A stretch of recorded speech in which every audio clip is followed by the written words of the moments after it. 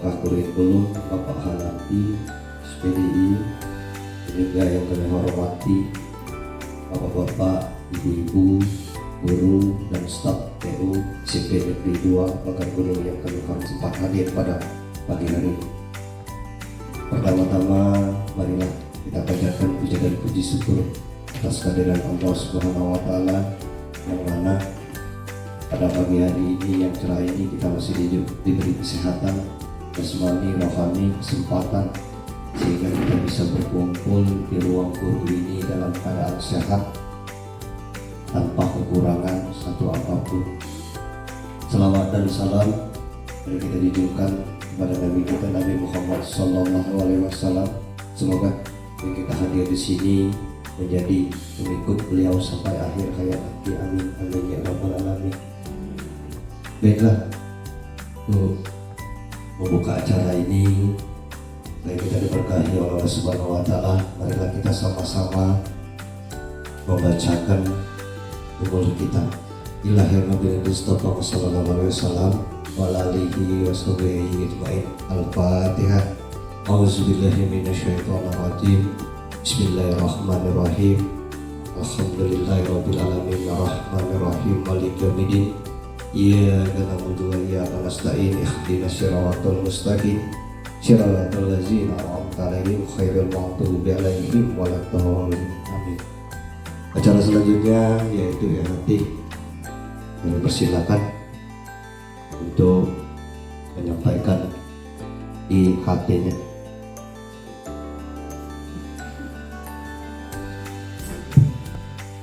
Bismillahirrahmanirrahim. Assalamualaikum warahmatullahi wabarakatuh. Alhamdulillah wa syukurillah wa la hawla wa la quwata illa billahil aliyyil azim.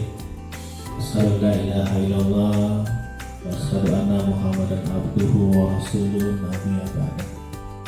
Yang saya hormati Bapak Ibu Wakil Kepala Sekolah, yang saya hormati Pak Ibu guru hebat SMP Negeri 2 Pakar Gunung. Puji dan syukur kita panjatkan kehadirat Allah Subhanahu wa Ta'ala atas berkat rahmat dan ridhonya juala, maka pada hari ini kita dapat berkumpul di SMP Negeri 2 Pakar Gunung ini. Salawat serta salam tidak lupa kita sanjungkan kepada junjungan kita Nabi besar Muhammad SAW. Semoga di yaumil akhir nanti kita akan mendapat sapaan dari beliau dan kita juga tetap istiqomah di jalan beliau. Bapak Ibu yang saya hormati, mohon izin pada kesempatan ini saya akan menyampaikan materi mengenai pembelajaran berdiferensiasi dan pembelajaran sosial emosional. Hal ini perlu disampaikan berhubung sekolah kita sudah melaksanakan kurikulum merdeka. Nah, di dalam kurikulum merdeka itu artinya pembelajarannya sepenuhnya memberi kemerdekaan kepada siswa-siswi kita. Kemerdekaan bukan artinya dia bisa belajar semaunya, tidak.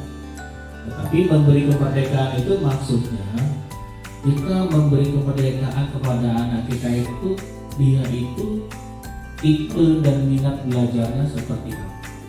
Jadi kita tidak bisa memaksakan dengan kehendak kita, tetapi kita hanya bisa menuntun, mengarahkan sesuai dengan kodrat dan minat anak itu masing-masing. Nah, untuk melaksanakan itu perlu adanya pembelajaran berdiferensiasi. Berdiferensiasi itu kalau kata ibu dia pembelajaran yang ada perbedaan-perbedaan sistem belajarnya, mulai dari konten, proses, dan produk. Ada perbedaan. Perbedaannya kenapa? Dikatakan tadi disesuaikan dengan minat, bakat, dan profil belajar siswa itu masing-masing. Karena kalau belajarnya itu sesuai dengan minat dan bakat anak-anak, insya Allah potensi anak itu benar-benar tergali dan benar bisa masuk apa materi yang dipelajari itu ke dalam otak. Dia benar-benar paham konsepnya. Kalau itu tumbuhnya dari diri anak itu sendiri. Baik Bapak Ibu, saya akan tampilkan PPT-nya mengenai DHT ini. Nah ini Bapak Ibu. Jadi dalam kurikulum Merdeka itu proses pembelajarannya adalah pembelajaran berdiferensiasi dan pembelajaran sosial emosional. Yang pertama adalah pembelajaran berdiferensiasi, memberikan keleluasaan pada murid untuk meningkatkan potensi dirinya sesuai dengan kesiapan belajar, minat belajar, dan profil belajar. Profil belajar di sini maksudnya adalah gaya belajarnya. Dia belajarnya gayanya seperti apa? Apakah belajar dengan suka mendengarkan, ya? Apakah dengan melakukan langsung, ataukah dengan menggambar atau melihat gambar? Itu gaya belajar namanya. Nah, pemetaan kebutuhan belajar murid. Jadi sebelum melakukan proses pembelajaran berdiferensiasi, kita sebagai guru harus melakukan pemetaan kebutuhan belajar murid dulu. Apa yang harus dipetakan? Yang harus dipetakan adalah yang pertama, kesiapan belajar muridnya. Jadi guru perlu melihat kesiapan belajar murid untuk mengetahui kapasitas murid dalam mempelajari materi, konsep atau keterampilan baru. Jadi dia analisa dulu kesiapannya. Lalu yang kedua, pemetaan yang kedua dipetakan berdasarkan minat murid. Guru memberikan pilihan kepada muridnya untuk belajar sesuai dengan minatnya. Belajar sesuai dengan minat dapat memotivasi murid itu untuk belajar lebih baik.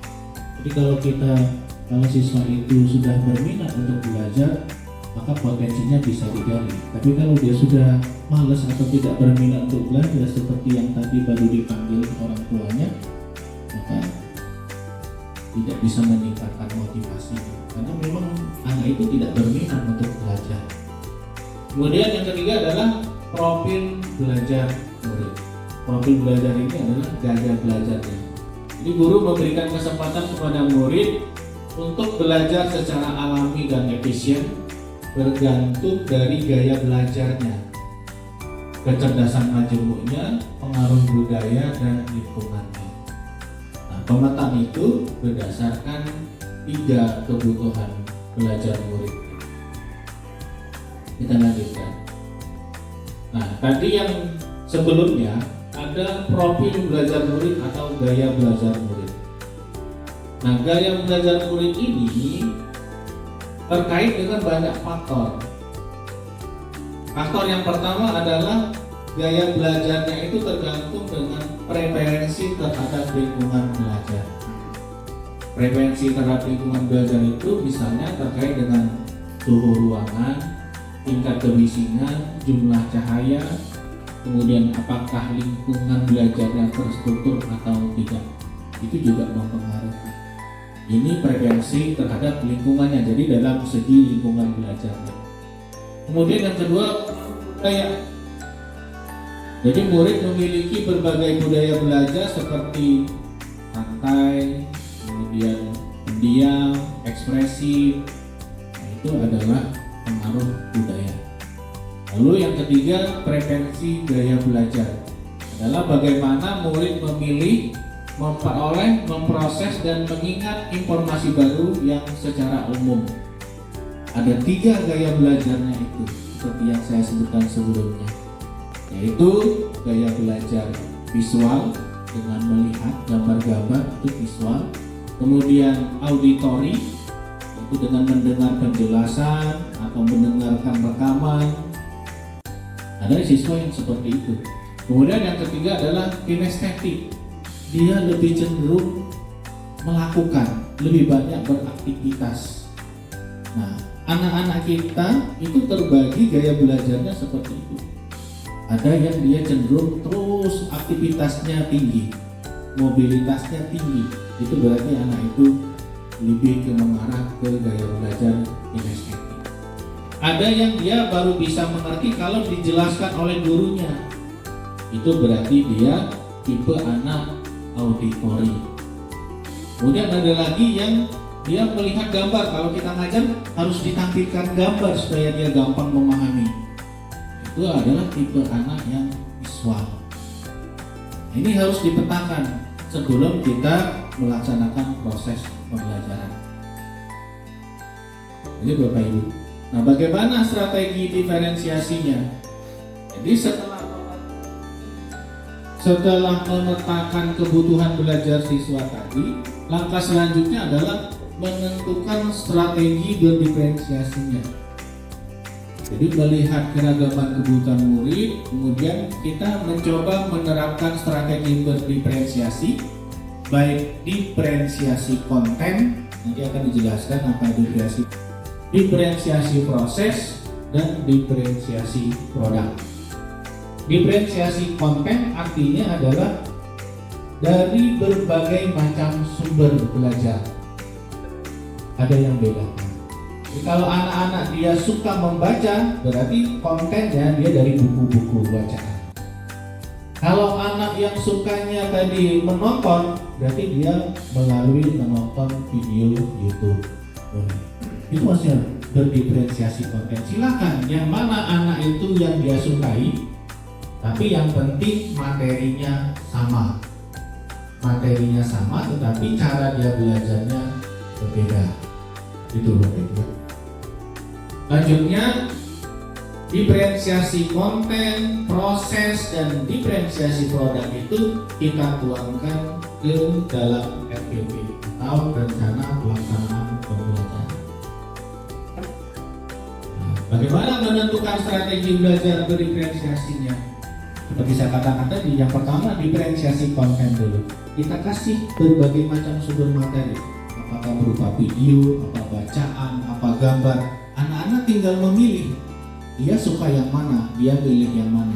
Itu diferensiasi konten. Kemudian diferensiasi proses.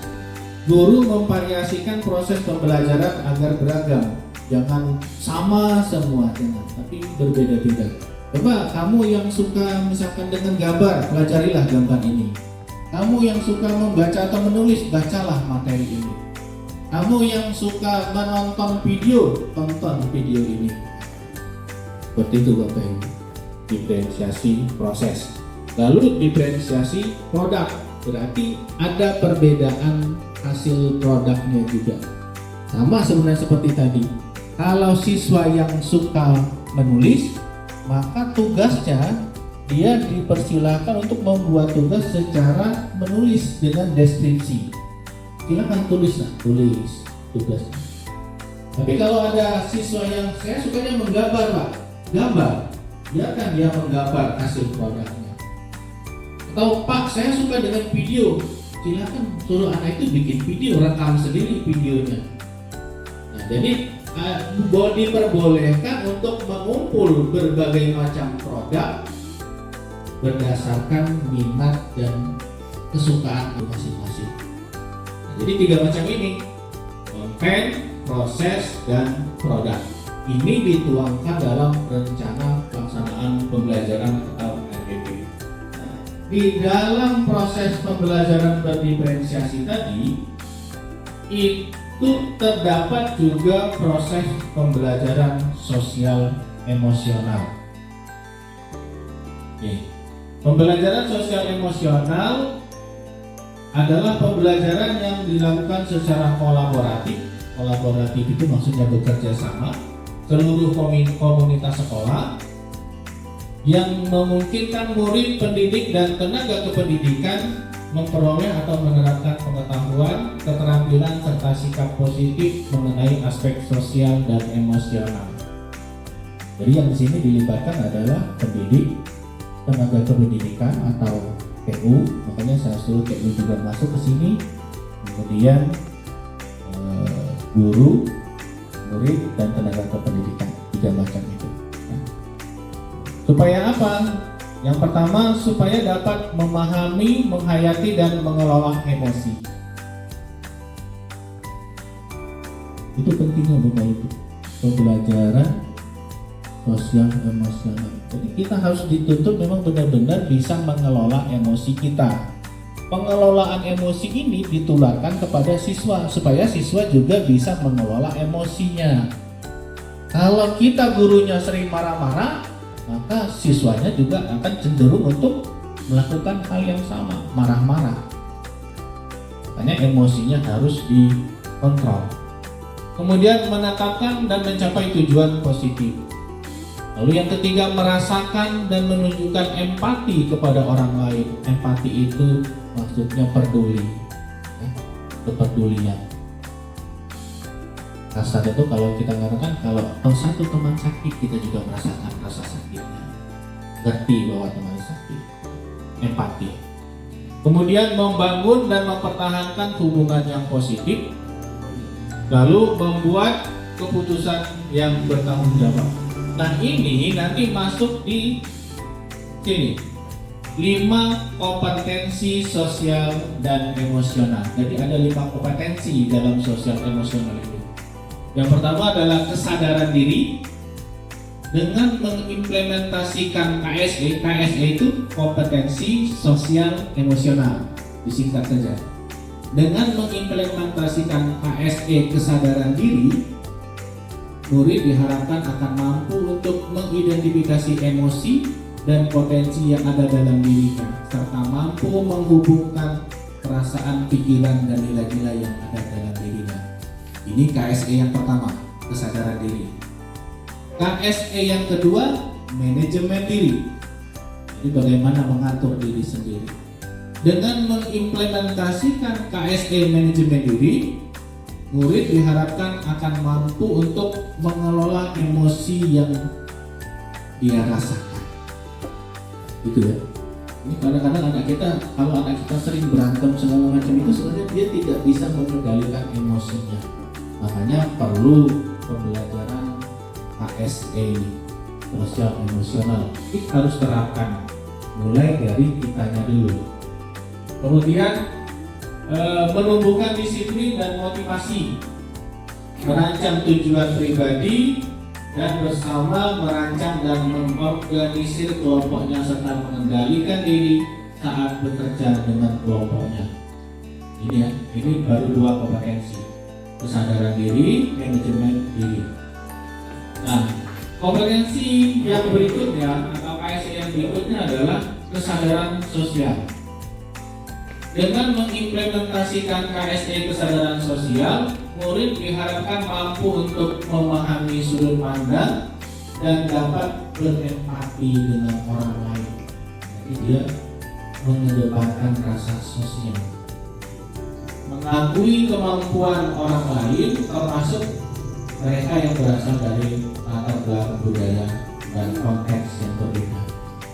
Jadi ini sebenarnya kalau profil belajar Pancasila itu masuk ke sifat kebinekaan global. Nah, selanjutnya keterampilan berelasi. Berelasi itu maksudnya hubungan dengan orang lain. Apakah itu sesama teman, apakah dengan sesama guru. Jadi dengan mengimplementasikan KSE keterampilan berelasi, murid diharapkan mampu untuk berkomunikasi dengan efektif, mempraktekkan kerja sama tim, dan pemecahan masalah secara kolaboratif atau secara bersama-sama. Menunjukkan sifat sikap kepemimpinan dalam kelompok, mencari dan menawarkan bantuan apabila membutuhkan. Begitu. Lanjut. Kompetensi sosial emosional yang terakhir adalah mengambil keputusan yang bertanggung jawab. Dengan mengimplementasikan KSE pengambilan keputusan yang bertanggung jawab, murid diharapkan mampu menunjukkan rasa ingin tahu dan keterbukaan pikiran, mengidentifikasi atau mengenal solusi dari masalah pribadi dan sosial, lalu berlatih membuat keputusan yang masuk akal setelah menganalisis informasi dan fakta. Itu Bapak Ibu. Jadi ada 5 kompetensi sosial dan emosional. Yang percadaran diri, yang kedua manajemen diri, kemudian yang ketiga kesadaran sosial, yang keempat keterampilan berelasi, dan yang kelima adalah pengambilan keputusan yang bertanggung jawab. Nah, 5 KSE ini kita tuangkan juga dalam RPP tadi. Jadi selain di RPP itu pembelajaran berdiferensiasi, maka di dalamnya juga terkandung 5 kompetensi sosial emosional ini. Inilah yang dimaksud dengan kurikulum merdeka. Merdeka belajar itu seperti ini. Jadi anak-anak benar-benar diberi kemerdekaan sesuai dengan kodratnya masing-masing. Tidak bisa dipaksakan, kau harus A, padahal dia B, tidak bisa. Kalau B, B, C, C. Kita tinggal mengembangkan. Seperti yang pernah saya katakan, selama ini anggapan kita, murid itu adalah ibarat kertas kosong, kemudian kita coret-coret, gitu kan Bu ya? Itu salah, tidak benar.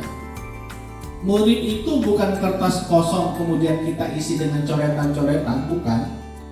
Tetapi murid itu sebenarnya dia itu kertas kosong, tetapi di kertas kosong itu sudah ada guratan segini.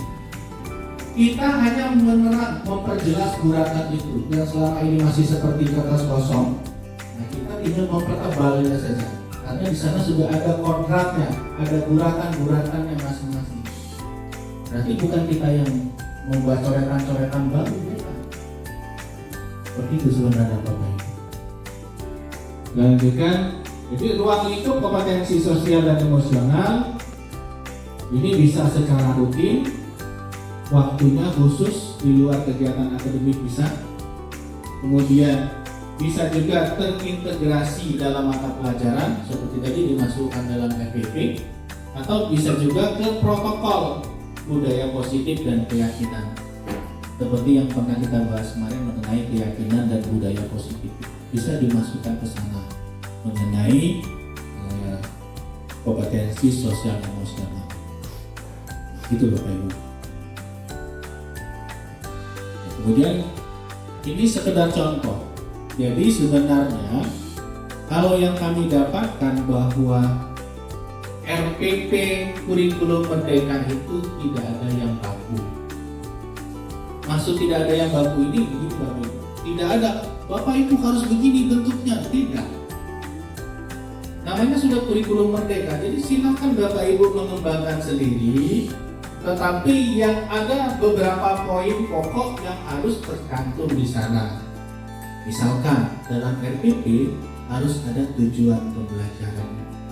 Kemudian ada harus menjelaskan mengenai proses kegiatannya.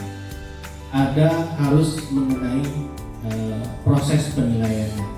Nah, bagaimana isi di dalam kegiatan pokok itu diserahkan ke Bapak Ibu sendiri, bagaimana Bapak Ibu mengembangkannya sesuai dengan itu tadi, sesuai dengan kurikulum merdeka, sesuai dengan pembelajaran berdiferensiasi dengan kita melihat perbedaan-perbedaan minat dan bakat belajar siswa tadi. Tidak bisa kita memaksakan. Misalkan murid kita SMP Negeri 2 Pagar Gunung ini tidak sama karakternya atau misalkan gaya belajarnya, kesiapan belajarnya, minat belajarnya dengan murid di sekolah lain, misalkan SMP 1 Pagar Gunung, SMP 1 Lahat, tidak sama. Jadi kita bisa mengembangkan sendiri disesuaikan dengan kondisi murid-murid kita. Itu Bapak Ibu. Nah, nanti akan saya tampilkan contoh RPP. Tapi ini tidak baku, silakan Bapak Ibu kembangkan sendiri. Ini hanya sekedar contoh RPP-nya.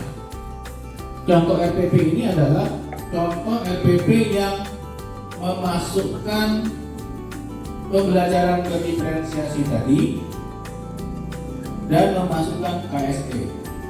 Ini Bapak Ibu. Jadi ini RPP berdiferensiasi dan sosial emosional. Kebetulan saya ngambilnya di pelajaran IPA sesuai dengan mata pelajaran yang saya ambil background saya IPA. Jadi yang di sini saya masukkan klasifikasi makhluk hidup. Nanti kita akan lihat di mana letak pembelajaran berdiferensiasinya, kemudian di mana kompetensi sosial emosionalnya. Ini sudah saya buat. Jadi yang pertama tetap dibuat kompetensi dasarnya, kemudian indikator pencapaian kompetensi IPK, lalu tujuan pembelajaran. Nah, tujuan pembelajaran ini yang harus dibuat karena nanti pada saat mengajar pun Bapak Ibu pertama kali mengajar itu harus menjelaskan apa tujuan pembelajaran kita pada hari ini. Harus dijelaskan dengan siswa. Itu Bapak Ibu. Nah, kalau sumber belajar bebas sesuai dengan konten, minat, dan gaya belajar siswa tadi. Nah, seperti ini. Ini rinciannya Bapak Ibu. Yang pertama adalah pendahuluan 15 menit. Nah, kebetulan yang saya lakukan ini adalah sistem belajar yang menggunakan flip learning. Flip learning itu berarti sebelum pembelajaran tatap muka dilakukan, materi itu sudah diberikan dengan siswa sebelumnya. Ya. Jadi misalkan besok belajar IPA. Hari ini sudah saya share di grup WA. Anak-anak besok kita belajar materi ini.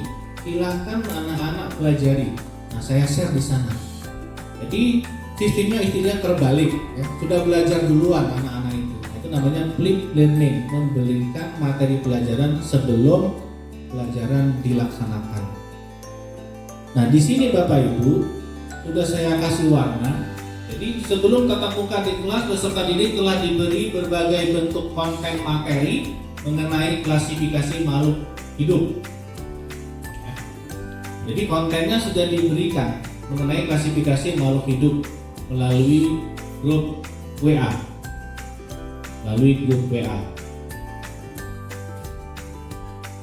Nah, ini materi yang saya di grup WA itu berupa artikel, video pembelajaran, atau buku elektronik, ya, atau disuruh baca buku cetak yang sudah dibagikan dengan anak.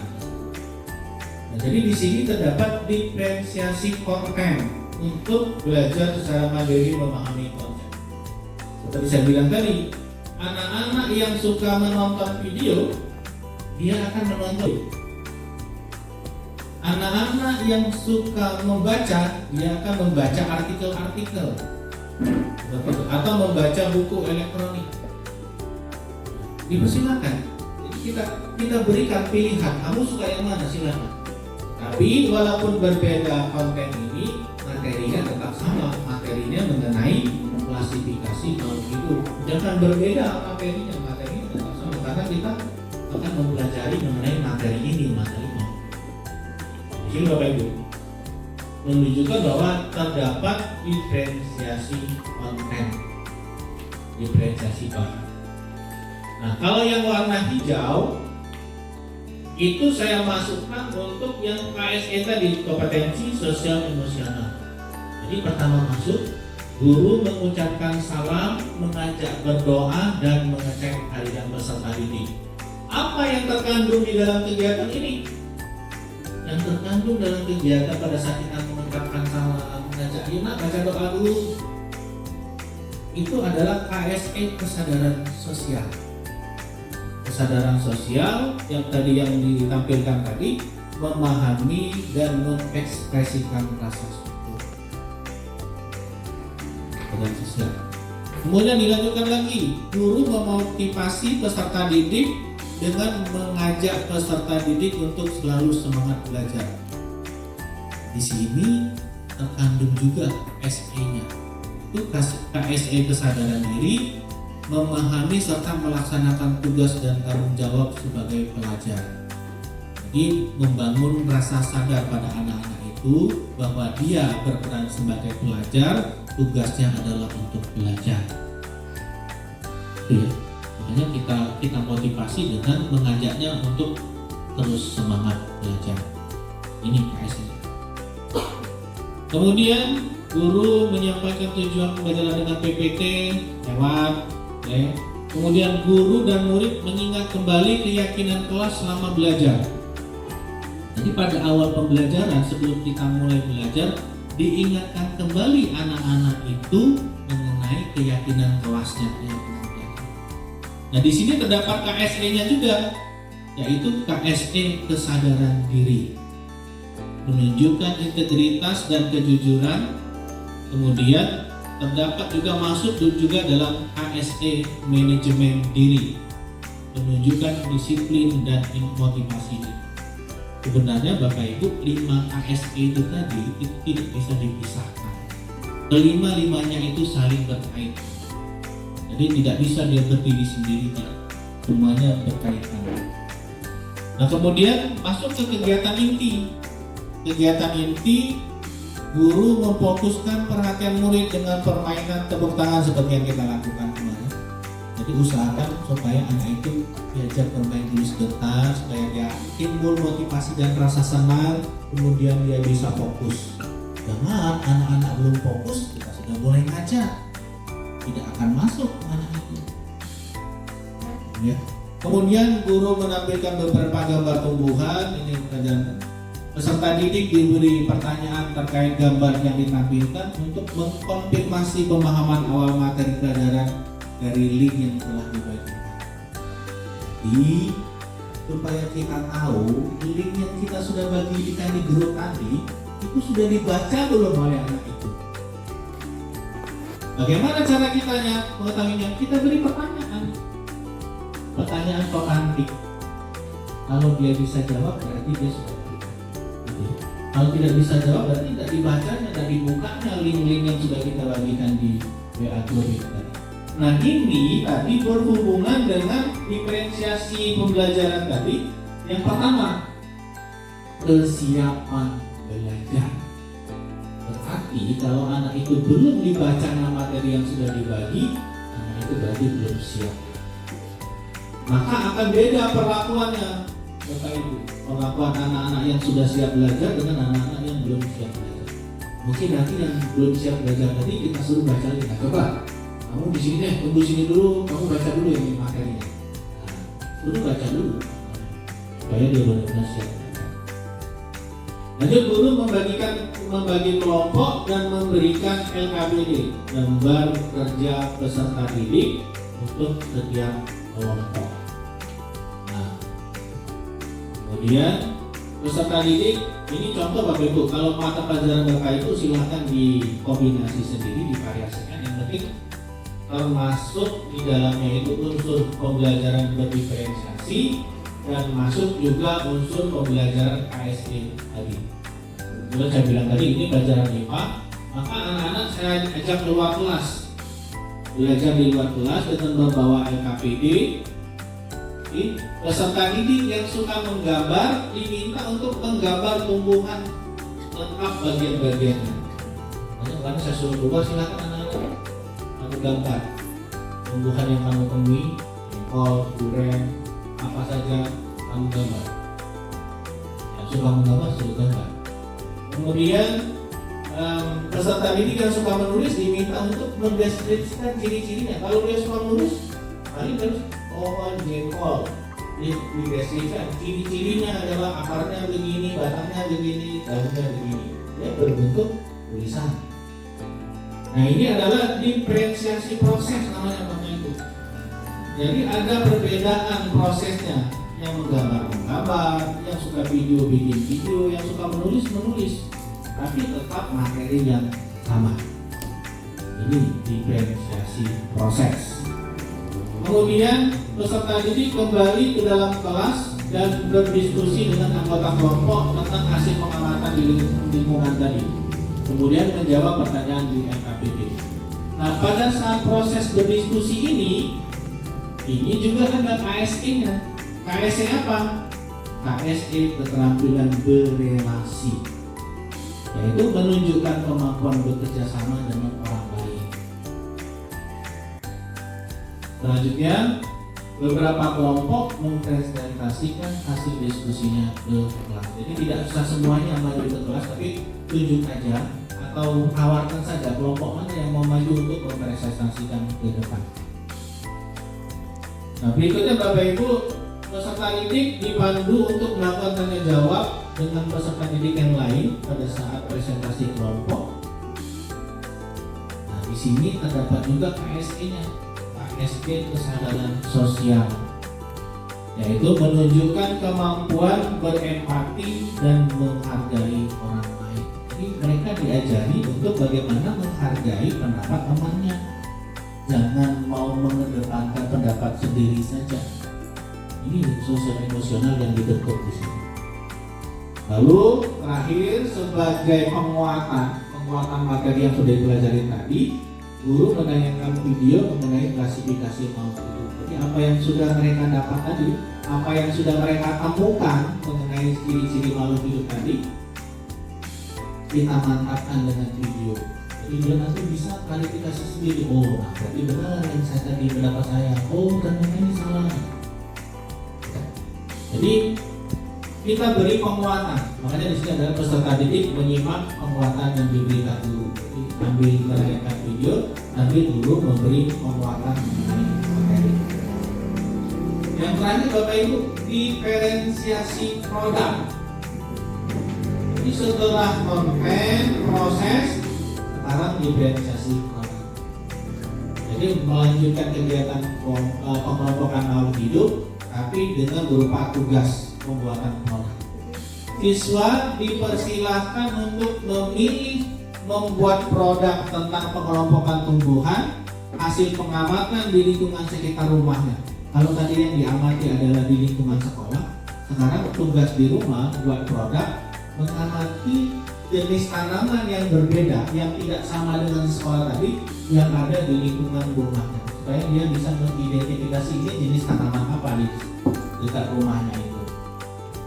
Boleh dalam bentuk clipping foto, jadi dia boleh foto-foto kemudian disusunnya jadi clipping. Silahkan kasih nama pohon jengkol, pohon sawo, pohon sali, ciri-cirinya begini, dibentuk dalam clipping. Atau boleh juga melukis, kalau anak yang suka menggambar dan melukis, suruh melukis. Lukis pohon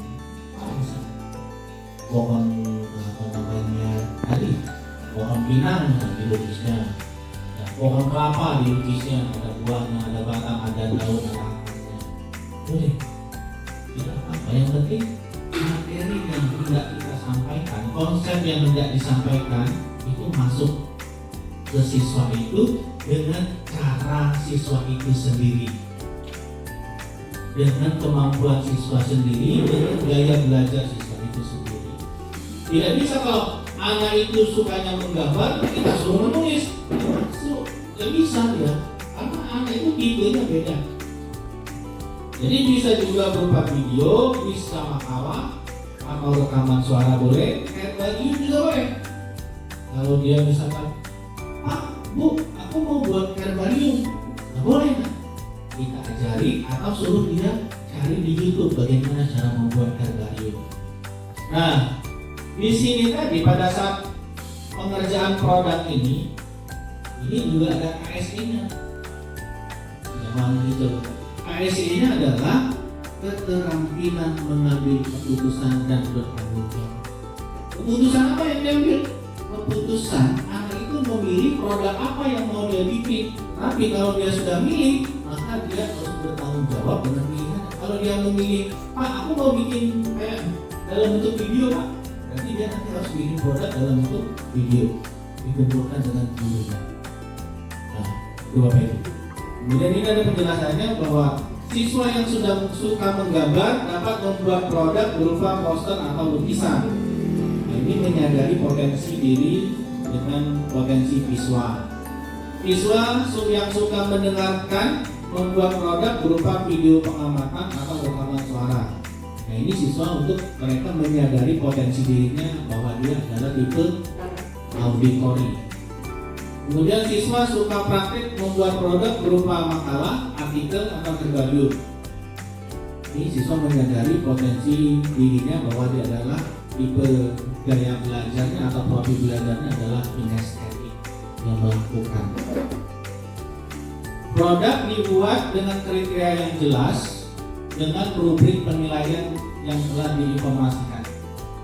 diinformasikan kepada anak-anak mengenai rubrik penilaiannya, bahwa nanti penilaiannya adalah apa, begini penilaiannya anak-anak. Jadi anak tahu, oh berarti saya harusnya bikinnya seperti ini supaya memenuhi kriteria rubrik penilaian. Nah, kemudian menyepakati batas waktu untuk penyelesaian produk atau pengumpulan produk. Disepakati. Kapan? Ayo, kapan kita sepakati kapan terakhir ngumpulnya? Seperti itu. Lalu lakukan kegiatan penutup. Peserta didik bersama guru menyimpulkan dan merefleksikan kegiatan pembelajaran pada hari itu. KSE-nya ini adalah KSE yang kelima tadi. Kesadaran diri, kemudian kesadaran sosial, manajemen diri, lalu keterampilan berelasi, dan kelima keterampilan bertanggung jawab, mengambil keputusan dan bertanggung jawab. Apabila kelima ini sudah dimasukkan, maka KSE-nya adalah KSE kesadaran penuh atau mindfulness. Tetapi kalau dia sudah milih, maka dia harus bertanggung jawab dengan pilihannya. Kalau dia memilih, Pak, aku mau bikin dalam bentuk video, Pak, berarti dia nanti harus bikin produk dalam bentuk. Lalu guru memberikan evaluasi berupa pertanyaan. Biasanya ini adalah untuk mengetahui apakah yang kita pelajari hari ini sudah benar-benar tertangkap konsepnya oleh siswa itu. Kemudian kita memberikan apresiasi kepada semua peserta didik. Jadi apresiasi jangan kepada si A saja. Oh bagus kepada Tiara. Jangan, yang lain jadi iri tinggi. Jadi apresiasinya baik anak-anak semua. Terima kasih kalian hari ini sudah belajar dengan bagus semuanya. Bagus. Jadi semuanya diapresiasi, jangan 1-2 orang anak saja. Lalu disampaikan materi yang akan dipelajari pertemuan selanjutnya supaya anak-anak siap untuk belajar lebih lanjut. Jadi nanti dilanjutkan lagi dengan kesiapan belajar tadi. Sudah selesai. Kemudian diakhiri dengan guru mengucapkan selamat. Nah di sini Bapak Ibu, RPP yang berdiferensiasi tadi. Ada diferensiasi konten, proses, dan produk. Kemudian ada komponen ASD-nya, kompetensi sosial emosional. Kalau kita amati dari yang sudah kita lihat ini bersama-sama, sebenarnya selama ini kita sudah belajar. Lalu disampaikan materi yang akan dipelajari pertemuan selanjutnya supaya anak-anak siap untuk belajar lebih lanjut. Jadi nanti dilanjutkan lagi dengan kesiapan belajar tadi. Sudah selesai. Kemudian diakhiri dengan guru mengucapkan selamat. Nah di sini Bapak Ibu, RPP yang berdiferensiasi tadi.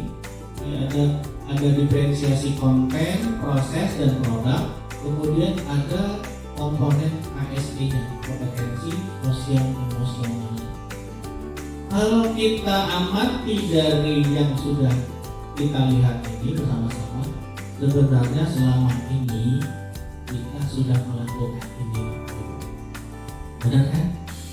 Tetapi tidak tersurat, hanya tersirat saja. Kita sudah melakukan ini. Kalau diskusi kita lakukan sebagaimana supaya mereka KSE sosialnya muncul, saling menghargai. Sebelum belajar kita suruh berdoa, itulah. Nah, lalu tadi untuk mengetahui minat belajar tadi ada namanya instrumen diagnosis non kognitif awal pembelajaran. Sebenarnya ada tesnya, tapi kalau dilakukan tes benar, tes diagnosis ini butuh biaya yang besar. Kita harus memanggil psikolog. Di sekolah kita harus ada guru BP. Kegiatan ini dilakukan pada saat kita PPDB. Selesai PPDB, siswa yang baru itu langsung dilakukan tes diagnosis. Itu Bapak. Nah, tetapi tidak harus seperti itu.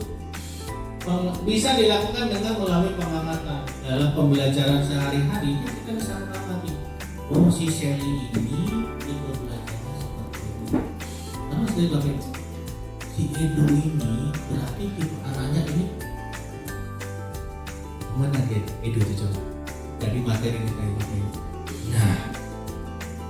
Edo ini, si Edo yang barusan dipanggil orang tua yang tadi, itu tipe anak yang dia gaya belajarnya adalah gaya belajar intensif, yang lebih banyak beraktivitas.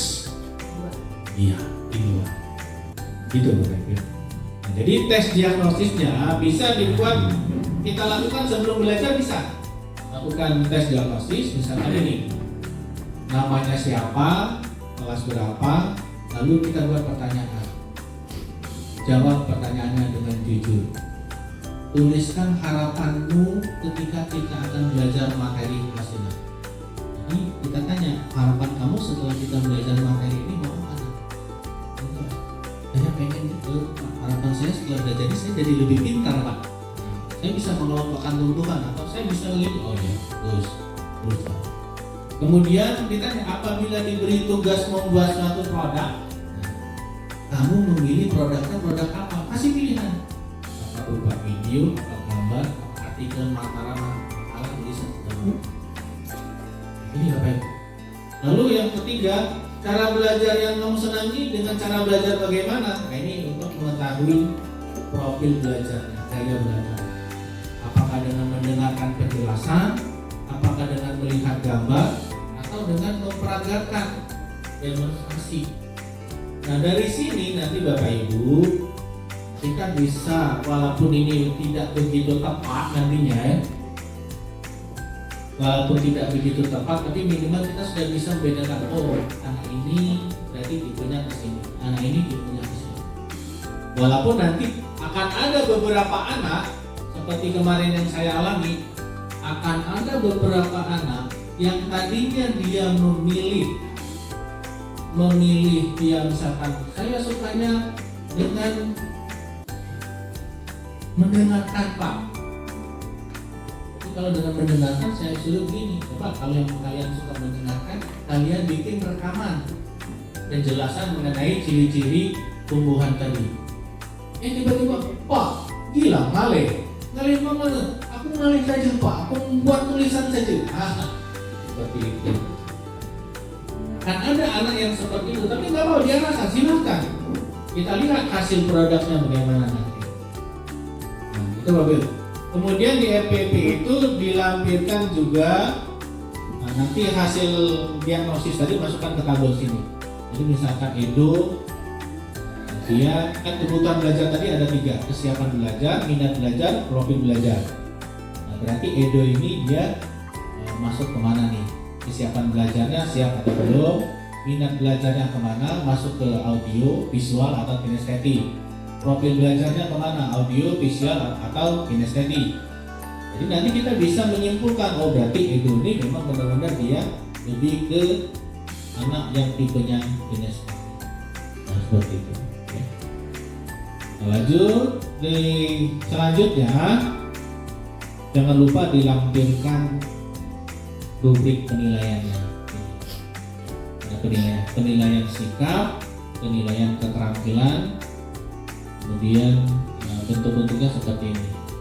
Ini juga silakan Bapak Ibu buat sendiri, variasikan sendiri, ya bagaimana menurut Bapak Ibu yang terbaik yang bisa dilakukan.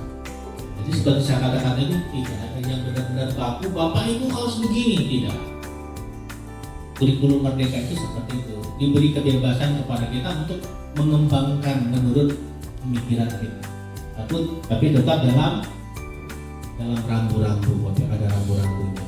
Nah ini mengenai contoh LPP-nya. Kemudian ini saya tampilkan, misalkan saya beri contoh yang di, saya cari dulu contoh tugas yang dikerjakan oleh anak kita. Ini satu, ini saya lupa namanya satu. Nah, ini anak yang suka menggambar. Dia minta, Pak, saya tugasnya untuk produk menggambar, Pak. Boleh, silakan. Ya, apa ini? Yang digambarnya ini tumbuhan monokotil, tumbuhan dikotil. Dari sini kita sudah paham Bapak Ibu bahwa anak ini sudah paham nih konsepnya. Dari mana kita tahu bahwa sudah paham konsepnya? Dia bisa menggambar, membedakan gambar antara tumbuhan monokotil ini tumbuhan dipanggil, beda daunnya, kemudian ada ciri-cirinya di bawahnya gitu aja. Boleh, ini namanya, tulis namanya ada di WA-nya. Ini saya si A Pak. Ini contohnya. Kemudian ada yang mereka, Pak saya bikin video, boleh. Saya cari dulu mana videonya. Kemarin, nah ini dia, kalau nggak salah.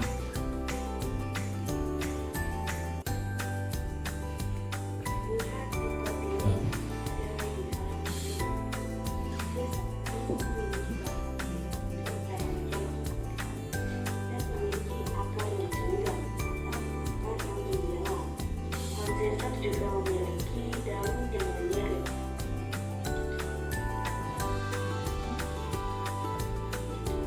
Dan tumbuhan monokotil yang ada di tahap menunggu adalah pohon bambu.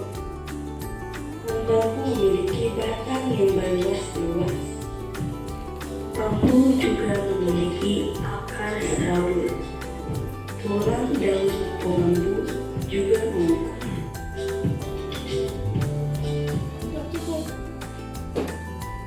Tahu Bapak Ibu siapa yang bikin ini? Angga Yang bikin. Dia ngumpul dalam bentuk video. Pak, saya mau bikin dalam bentuk video, silakan. Jadi dia bikin video sambil dia ngomong, direkamnya, menjelaskan mengenai tumbuhan yang disebut apa. Nah, itu Bapak Ibu. Contoh proses pembelajaran yang kemarin saya lakukan di kelas 7 berapa itu? 7A.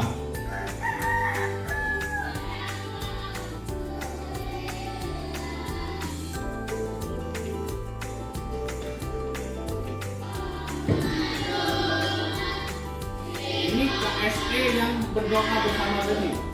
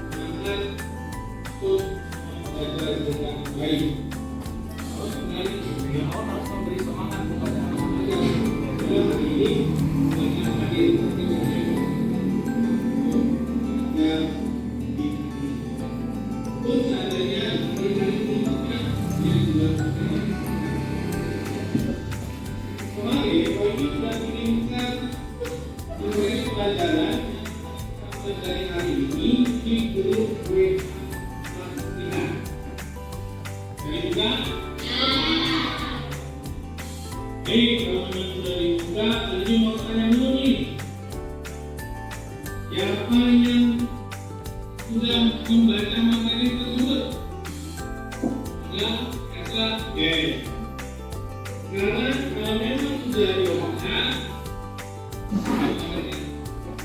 ya, yang dimaksud dengan dengan ikuti.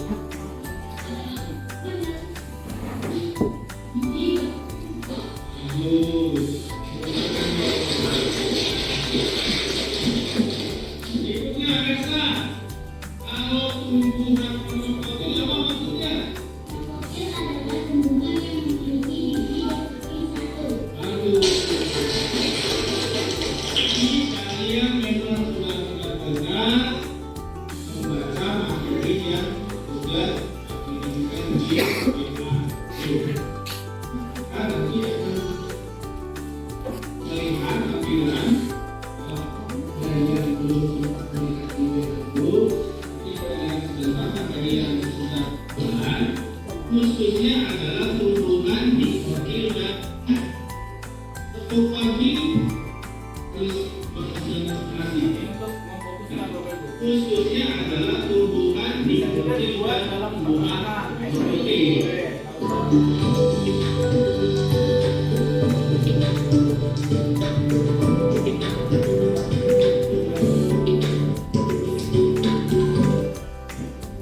Waktu pagi, jadi dia untuk satu kali bisa. Waktu pagi, waktu siang, waktu sore, waktu pagi, waktu malam.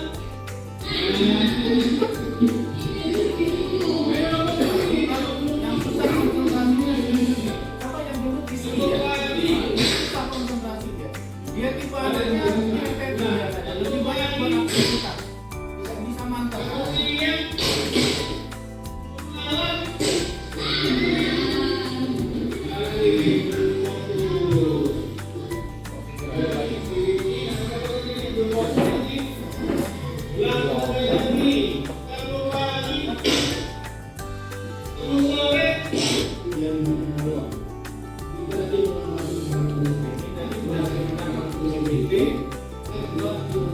Keyakinan kelas, terus yang kedua keyakinan kelasnya keyakinan kelasnya.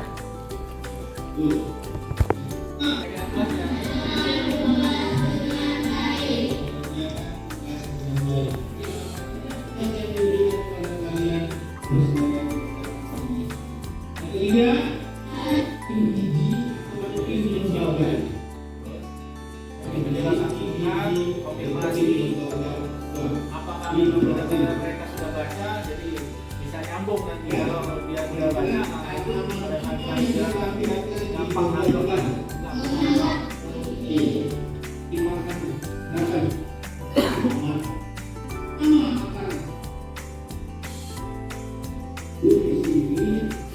Kemudian MPD, MAS dijelaskan sebentar bagaimana apa yang ada di MAS. Kebetulan pohon durian kita sedang berbunga. Kalian bisa mengamati bunganya. Ya, kalian bandingkan dengan yang menjelaskan tadi. Tidak. Kalau bunganya ini, lokasinya ini. Ada yang tidak paham, silakan. Kemudian akarnya sebenarnya kalau dia berserabut dia kelihatan langsung dari atas ini kecil, tapi kalau dia bisa berubah seperti ini jadi akar berubah menjadi. Kemudian Jadi benar-benar ini kontekstual ini juga seperti ini, jadi anak-anak langsung kalau bisa dihadirkan. Saya ambil bunganya. Ini kan ada mahkota bunganya nih. Nah. Berapa jumlah mahkotanya? 1, 2, 3, 4. Ada 4. Kalau 4 mahkota bunganya, berarti dia masuk ke tumbuhan apa tadi? Itu. Kemudian dia bikin juga kan? Daunnya nih, videonya. Dua. Bekas menempelnya pelepah daunnya nih, luas-luasnya ini. Jadi kalau dia berwarna, kemudian tidak berkembang, maka masuk dalam kategori apa namanya? Ini bijinya, di bawah. Nah, bijinya ini kalau kita buka, dia hanya terdiri dari 1 lembaga.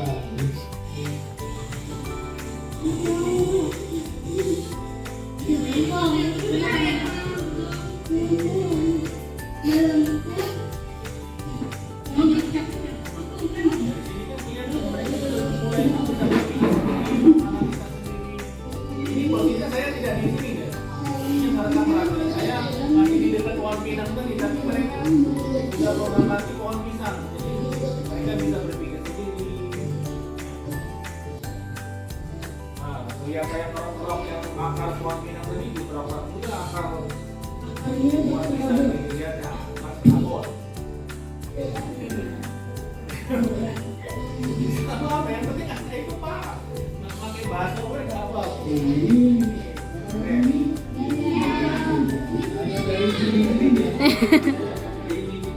Ini duriannya tadi padahal yang dikirim buah itu buah. Dia tadi ketika dia bagaimana pilih-pilih kan durian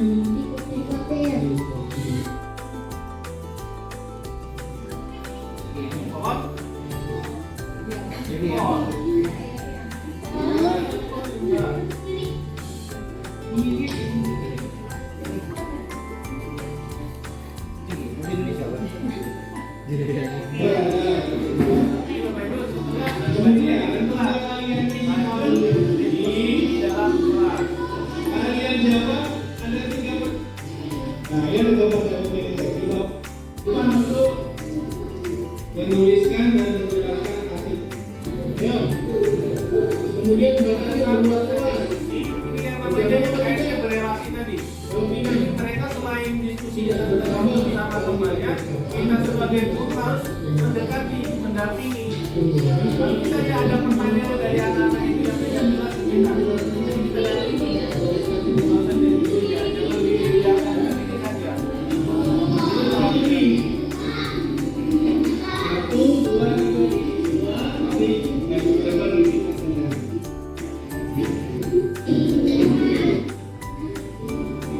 Ini salah satu kelompok yang maju ke depan. Hasil diskusinya. Ini kita dulu. Ini adalah Hasil yang depan ini dikonfirmasi dengan kelompok yang lain. Ini ada yang sama ini. Beda pendapatnya dengan kelompok yang lain.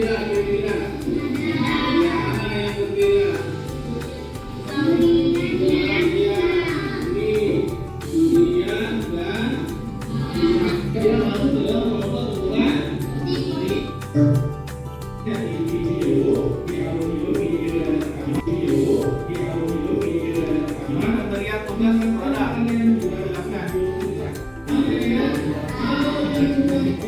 Dan profil kalian masing-masing saya berdasarkan hampir tidak ada kalau semuanya tidak ada sudah paham semua.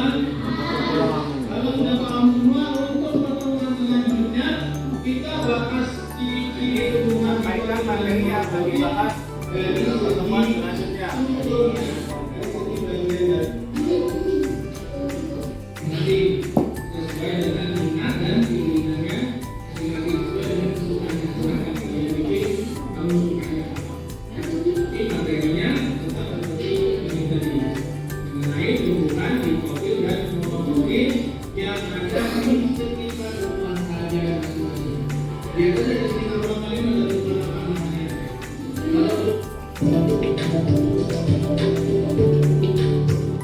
Tuhan dikotilnya. Ini tadi contoh hasil produk siswanya. Jadi seperti itu Bapak Ibu, pembelajaran berdiferensiasi tadi, dan di dalam pembelajaran berdiferensiasi ini juga dimasukkan pembelajaran KSE tadi, kompetensi sosial dan emosional. Jadi ini hanya sekedar contoh. Kebetulan ini ada lagi Pak, kalau untuk pelajaran mata pelajaran lain, silakan Bapak Ibu berkreasi sendiri bagaimana yang kreasi Bapak Ibu, inovasi Bapak Ibu. Yang penting anak-anak itu timbul semangat untuk belajar. Itu saja Bapak Ibu yang perlu saya sampaikan untuk berbagi pada hari ini mengenai pembelajaran berdiferensiasi dan pembelajaran sosial emosional. Mudah-mudahan dari yang sedikit saya sampaikan ini ada yang bisa diserap oleh Bapak Ibu, tapi tidak ada yang tidak bisa kalau kita mau dan punya niat baik. Kalau Bapak Ibu perhatikan video tadi dari awal sampai akhir, di kapan-kapan nanti kalau sudah dimasukkan ke YouTube, saya bagikan di YouTube-nya. Jadi proses pembelajaran ini natural. Natural itu maksudnya tidak dibuat-buat, direka-reka tidak. Saya lakukan sama seperti ibaratnya mengajar seperti biasa. Makanya tidak ada seperti aku atau gugup segala macam, enggak. Dia mengalir saja karena natural tadi Bapak Ibu. Kita cuma memahami konsepnya bahwa ini pembelajaran berdiferensiasi yang akan saya lakukan ini, kemudian KSE-nya di mana. Selanjutnya kita melakukan proses pembelajarannya biar mengalir apa adanya saja. Tidak dikarang-karang, tidak yang namanya diatur-atur, tidak. Kalau diatur-atur itu yang kadang-kadang blank, bingung. Apa lagi aku ya? Apa lagi? Nah, ini tidak. Makanya proses pembelajarannya lancar, tidak ada masalah atau tidak ada tersendat-sendat karena alurnya itu terputus. Itu saja Bapak Ibu mengenai proses pembelajaran berdiferensiasi dan KSE ini. Mudah-mudahan ke depan bisa melaksanakan dengan baik untuk kemajuan sekolah kita. Seperti saya katakan tadi, tidak ada yang tidak bisa. Semua bisa kita lakukan, tergantung asalkan ada kemauan dari diri kita untuk menjadi lebih baik. Itu saja, lebih kurang